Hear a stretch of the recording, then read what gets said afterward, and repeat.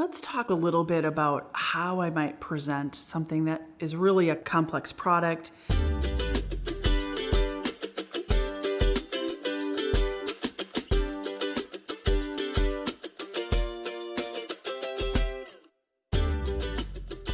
I try to bring it down to a story or an example that the prospect can really relate to quickly.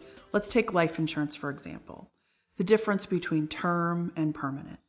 Most people understand the difference between renting a home and owning a home. And I use that example all of the time because when I say as a term policy, you really have the protection, but you have no equity being built.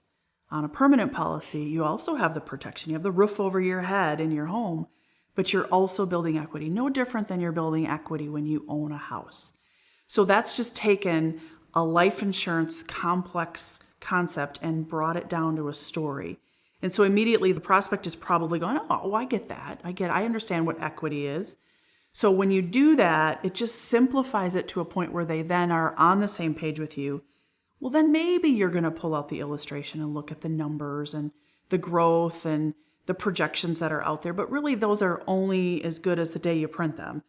So really, the major issue here is to make sure they get the concept in a story, in something that's simple for them to get their arms around, so that when we move toward the more complex side of it, as we get farther into the conversation, they're going with you instead of you starting there and losing them from the very beginning.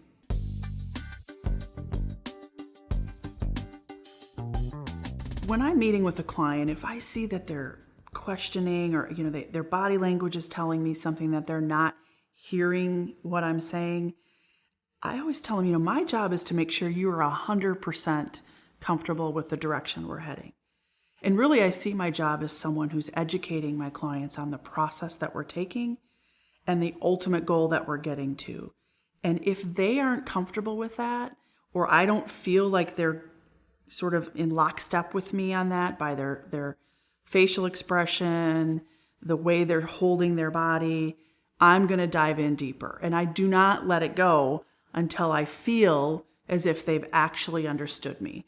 And if I have to explain it 10 different ways for them to really grasp the concept, then that's what I'm going to do.